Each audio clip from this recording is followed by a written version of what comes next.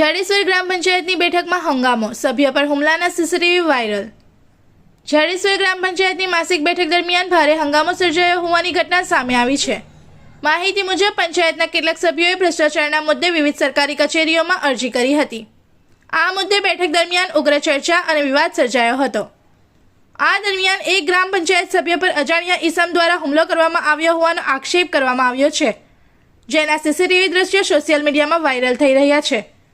બેઠકમાં ગામમાં છેલ્લા 1 મહિનાથી ચાલી રહેલી મીઠા પાણીની સમસ્યા તેમજ પ્રી મોન્સૂન કામગીરીના આયોજન અંગે પણ સભ્યોએ સવાલો ઉઠાવ્યા હતા। હુમલાનો હેતુ સક્રિય સભ્યોનો અવાજ દબાવવાનો હતો તેવી ચર્ચાઓ પણ જોર પકડી રહી છે। સમગ્ર ઘટનાને લઈને લોકશાહી મૂલ્યો, પંચાયતની કાર્યપદ્ધતિ અને સભ્યોની સુરક્ષા અંગે અનેક પ્રશ્નો ઊભા થયા છે। મામલો પોલીસ સ્ટેશન સુધી પહોંચ્યો હોવાનું જાણવા મળ્યું છે। इस वीडियो को लाइक करें, हमारे चैनल को सब्सक्राइब कर बेल आइकन जरूर प्रेस करें हमारी न्यू वीडियो सबसे पहले देखने के लिए।